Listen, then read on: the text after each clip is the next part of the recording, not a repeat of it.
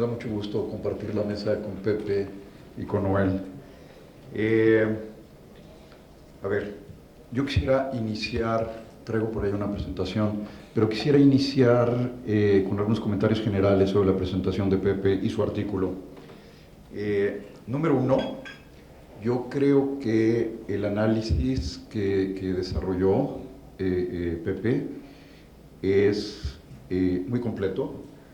Yo creo que presenta muy objetivamente, efectivamente, el incremento de los ingresos tributarios, que ha sido extraordinario y que no pensábamos que pudiera suceder, no tan rápidamente como ha sucedido, y en ese sentido yo creo que es un elemento muy positivo y muy importante. Dos, y en ese sentido, toda esta parte de ingreso y de gasto la comparto prácticamente totalmente. Dos, me gustó mucho tu última frase en el artículo donde dices, concursivas, hay que ver qué tipo de gastos, ¿no? Que es fundamental. Y en eso estamos totalmente de acuerdo. Creo que efectivamente yo también sería precavido con la recomendación. Y creo que así como yo creo que tu análisis nos permite tener, yo diría, una primera parte de un artículo más amplio, pero creo que hay que complementarlo de manera importante, efectivamente con el gasto, que tú muy bien lo comentas y lo calificas, pero dos, con el sector externo, que está ausente. Y creo que es muy importante. Y yo me acuerdo de las publicaciones de Economía Mexicana de hace 40 años en CIDE. Era precisamente una de las restricciones para crecer, muy bien puestas por Jaime y por ti, era la restricción externa. Y me temo que continúa de alguna forma. Yo antes de venir salí, me cambié de oficina hoy, así que no encontraba mi computadora, así que quién sabe qué habrá quedado. Pero escondí todas las diapositivas que tenían que ver con ingreso y gasto, porque yo creo que están más que cubiertas y bien cubiertas además. Solo ¿no? Aquí están efectivamente en azul los déficits o el balance primario y en rojo los déficits totales. Creo que es prácticamente igual. Y aquí quisiera comentar que sí, absoluto acuerdo con los argumentos de Pepe, de que lo relevante es el concepto de recursos financieros, los requerimientos financieros del sector público, tanto como flujo como saldo. No debiéramos ver ningún otro concepto. De acuerdo. Aquí, en el 16, se planteó, tuvimos un pequeño déficit primario, casualmente, porque los ingresos sí se incrementaron de manera importante, aunque no hubo recortes importantes del gasto. De hecho, hubo un incremento del gasto debido a que tuvimos ingresos adicionales como por 500,000 millones de pesos, o sea, fue enorme el incremento del gasto. En marzo del año pasado, del 16, es decir, cuando nosotros planteábamos la necesidad de un superávit primario, la respuesta de la Secretaría de Hacienda fue no, porque el precio del petróleo no nos va a ayudar. Sin embargo, 2 días antes de la presentación de los precriterios, Moody's nos puso en perspectiva negativa y mágicamente tuvimos un superávit de 0.2% del PIB y luego de 0.4%, lo que fue muy bueno para el 17 y creemos que el 17 se va a dar. Y ahora, después de que Standard & Poor's lo hizo en agosto del año pasado y Fitch en diciembre, el presupuesto para el 17 considera un superávit primario de 1%. Creo que eso es muy importante, por un lado, para tranquilizar a las calificadoras. De otra parte, tuvimos este enorme cambio, ¿no? En el primer trimestre del 17. Tenemos un superávit primario enorme, un superávit del balance público pues de casi 2 puntos del PIB. ¿A qué se debe? Bueno, indudablemente tiene que ver con que los ingresos han seguido creciendo, pero además con lo que aportó el Banco de México, 321,000 millones. Ahora, creo que es importante entender, y a mí me da mucho gusto que tú los excluyas de los reingresos, porque no tienen por qué estar, de los ingresos tributarios y esto, porque no son de una sola vez, y además, si fuéramos consistentes, pues el Hacienda tendría que regresarle ya por la revaluación del tipo de cambio algo al Banco de México, pero bueno, esto es importante entender. ¿De dónde salen los remanentes del Banco de México? De las reservas internacionales. Las reservas internacionales están en el balance del Banco de México, hubo una fuerte devaluación y por lo tanto cada dólar tenía 3 pesos más. En el balance, en el lado de los activos, como el balance del Banco de México está en pesos, hay 3 pesos más por dólar. Si eso lo multiplican por 175,000 millones de dólares, pues hay una ganancia de casi 600,000 millones de pesos en el balance. Del lado del pasivo, el Banco de México pues, entra como equity, ¿no? Y yo explicaba que esto se parecía a un jarrón chino que tiene alguien. Y déjenme explicarlo así para los que no estén muy familiarizados con el balance del Banco de México. Si tienes un jarrón chino, porque es valioso, un jarrón antiguo, ¿no? Y entonces vale 100 mi jarrón chino. Pero de repente, el otro jarrón chino que existe en el mundo se rompe y por alguna razón llega alguien y me dijo, ¿qué crees? Tu jarrón chino ya vale otros 100, ya vale 200. Ah, pues qué bueno. Pero llega mi vecino y me dice, oye, ya me enteré que eres 100 más rico. Pues sí, regálame 50.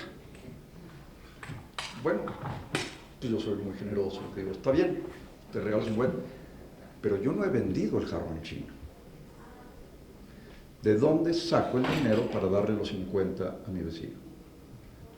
Tengo que endeudarme. Tengo que colocar bonos de regulación monetaria o algo. De hecho, si el Banco de México termina endeudándose, claro, si el Banco de México primero es emisión, pero luego es recuperar esa mayor liquidez, y eso solo con bonos de regulación monetaria y a una tasa, por cierto, un poco más alta. Si consolidáramos Banco de México y gobierno, la deuda no cambia. Bueno, en todo caso se encarece un poquito la del Banco de México. Esto evidentemente no puede ser. Ahora, que si llega alguien y me dice, ¿qué crees? Ya apareció otro jarrón y ya bajó a 175 el valor, que es lo que acaba de pasar. Pues yo iría con mi vecino y decía, oye, regrésame 25, ¿no? No va a pasar. ¿Qué quiere decir? Nos ayudó a que se viera mejor la deuda del gobierno federal, que es la que ven las calificadoras. ¿Y eso es bueno? Pues sí. Cualquier cosa para que nos bajen la calificación es bueno. Pero no hay, y este es un tema sobre el que quiero concluir al final, no hay una participación de la política fiscal para resolver los retos que tenemos en balanza de pagos y en lo que está sucediendo con los activos financieros, que sí mencionó Noel en términos de los mercados, ¿no? Hablar de los mercados parece así como un mundo imaginario, pues no es imaginario. Por eso hoy no podemos comprar lo que podíamos comprar en enero, por los mercados financieros. Me salto esto porque lo describió perfectamente Pepe. Aquí está, y esto es fundamental, la composición de la deuda. No solo es importante el monto total de la deuda, y de aquí es donde yo creo que tenemos que ser cautelosos, sino cómo está compuesta. Claro que la deuda externa subió de manera importante es la verde, subió de manera importante durante el 16 por la devaluación, porque esto es como proporción del PIB. El PIB no son dólares, son pesos, pero la deuda externa sí son dólares. Creció 4 puntos del PIB, que comentaba Pepe correctamente. La gris son bonos y CETES, valores gubernamentales en manos de residentes en México. O sea, mexicanos más extranjeros con al menos un año de residencia en México. Y la azul son valores gubernamentales domésticos, esto es, denominados en pesos, CETES y bonos en manos de extranjeros. Si queremos entender nuestra devaluación, hay que ver las franjas azules, no otra cosa.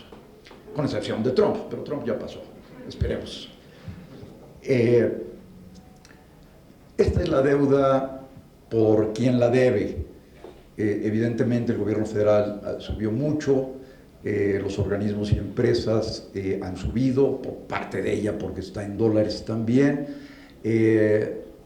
Estados y municipios han crecido, pero medio punto del PIB probablemente, pero sin duda, y los no presupuestales, pues ahí se mantienen, pero es el gobierno federal. Pero digamos, solo para subrayar lo que ya comentó Pepe muy bien y también Noel, efectivamente, el gasto público en inversión física se nos ha ido cayendo, pero esta es la versión de finanzas públicas, que pues está bien, pero no es la buena. Esta es la que debiéramos estar viendo. Esta es la inversión pública en sus tasas de crecimiento anual. Y la verdad es que es dramático lo que ha sucedido. Se reduce en el 10, se reduce más en el 11, se sigue reduciendo, se sigue reduciendo, se sigue reduciendo. No está aquí el 17, pero el 17 trae una caída de 20% a mayo. Es brutal. Sí, no, exactamente. Ahora, aquí está la contribución del gasto, esto en cuentas nacionales, y aquí está la contribución al crecimiento del PIB. PIB, gasto privado, gasto público, variación de existencias, la balanza comercial. Acuérdense que en el PIB solo está X menos M, no están las otras dos partes de la cuenta corriente. No está el ingreso primario, no está el ingreso secundario. Esto es solo PIB. Bueno, vean las aportaciones del gobierno al PIB. 0.2 en el 10, 0 en el 11, menos 1 en el 12, 0.1 en el 13, 0, y del 15 para acá, menos 0.2. Esto es, si el gobierno no existiera, habríamos crecido 0.2 más. Ahora, estoy exagerando, está bien, lo acepto. Pero, digamos, ¿por qué? Pero este es el argumento, efectivamente. Y Pepe muy cautelosamente dijo, me imagino que tiene que ver con la estructura del gasto. Pues sí. Creo que no están aquí las gráficas. Bueno, ya con eso tenemos de inversión pública, ¿no? Déjenme entrar al sector externo, que es fundamental en este proceso, y al poder adquisitivo. Al final hasta podemos argumentar que hay un nuevo impuesto que está financiando parte de esa deuda, que es la inflación. Pero vamos a ver. Efectivamente, aquí hay dos formas de ver los ingresos petroleros. Uno, los que aportan a los ingresos del sector público, sí. Entre más suba el precio del petróleo, le va mejor a Pemex y al gobierno federal. Pero entre más suba el precio del petróleo, nos va peor como país, porque somos importadores netos de petrolíferos, ¿no? Como Alemania, como Francia, como Europa. Es decir, México dejó de ser un exportador fundamentalmente, bueno, no fundamentalmente, absolutamente, por la caída en la producción petrolera, ¿no? Y la producción de gasolina. Entonces importamos más del 60% de la gasolina que consumimos, etc. En el 17 va a pasar exactamente lo mismo que en el caso. Del lado izquierdo son anuales, del lado derecho son mensuales. En el 17 va a pasar no solamente lo mismo, sino yo creo que va a ser un déficit un poco más alto. Esta es la cuenta corriente, ahora sí. Con los ajustes nuevos que acaba de hacer el Banco de México, que nos cambió todas las cifras, por cierto, hace 3 semanas, ¿no? Pero bueno, el déficit en cuenta corriente andaba alrededor de 3.1. La inversión extranjera directa no es para nada la más alta que hemos visto en los últimos años. De hecho, en el primer cuatrimestre es la más baja de los últimos 5 o 6 años. Este 3.1, pues a lo mejor es... la inversión extranjera directa, como ustedes saben, no está en la cuenta corriente, está en verde para compararlo con la cuenta corriente. Si la inversión extranjera directa es suficiente para cubrir la cuenta corriente, en principio, a menos que nos endeudáramos, no tendríamos que usar reservas internacionales.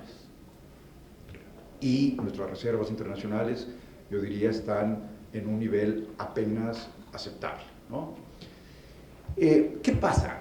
Hay algunos elementos que es fundamental tener en cuenta y tenemos que vincular las finanzas públicas directamente al sector externo. Si no, solo vemos la mitad de la historia. Y tan es así que tenemos una inflación y una pérdida de poder adquisitivo. Esto viene desde el 95. Hay un crecimiento preocupante en el ingreso primario, que son intereses y dividendos al exterior. Esto es como proporción del PIB, claro que tiene que ver con devaluación también, pero también con el monto de endeudamiento y con dividendos, ¿no? que se envían al exterior. Entonces es un neto peligrosamente alto, diría yo. Las remesas, por suerte, nos están salvando, ¿no? Gracias a nuestros paisanos en el exterior, no tenemos una devaluación de 100% o de 150%, ¿no? Tendríamos que hacerles un monumento, caray. El primer trimestre no se ve todavía claramente, yo diría hay que esperar, pero una de las preguntas de los fondos internacionales, de estos fondos de inversión internacionales que son gigantescos, porque cada uno maneja 10, 15 o 20 mil millones de dólares, es ¿cómo van a financiar la cuenta corriente? Esto está atrás y no está desvinculado a las finanzas públicas. El siguiente, bueno, y tiene que ver con estas concepciones, ¿no? Uy, Dios mío. Bueno, esto es el PIB. El concepto de absorción es muy sencillo. Es la absorción, si la entendemos como consumo total en el país, público más privado, la inversión total en el país, pública más privada. Esta ecuación, que es muy sencilla, nos lleva a que el ingreso nacional bruto disponible, que es claramente menor al PIB, porque es negativo el ingreso primario, irremediablemente nos da la cuenta corriente. Esto es algo que, por cierto, tendría que tener en un post-it junto a su cama Trump. Este es un tema. Cuando la absorción es excesiva y te pasa el ingreso, que no es el PIB, es el ingreso disponible, que ya incluye remesas, pero incluye los pagos al exterior, eso te da la cuenta corriente irremediablemente. Esto no es una ecuación, es una identidad, es una ley, ¿no? Aquí no hay teoría, es contabilidad. Aquí están las cosas para que no se nos olvide. Este es el ejercicio para el 16. Nuestra cuenta corriente fue de 26 mil millones de dólares negativa, la absorción de 20 mil, superior en 1.000 millones al ingreso nacional bruto disponible. Esta es otra identidad. Trump tendría que tenerla aún más grande junto a su cama. Es ahorro menos inversión. Si nuestra inversión es mayor que el ahorro, que en el caso de México a lo mejor había que verlo, esto es algo que yo no he hecho, es la cuenta corriente, ¿no? Es decir, quiere decir que en el caso de Estados Unidos, por ejemplo, mientras no resuelvan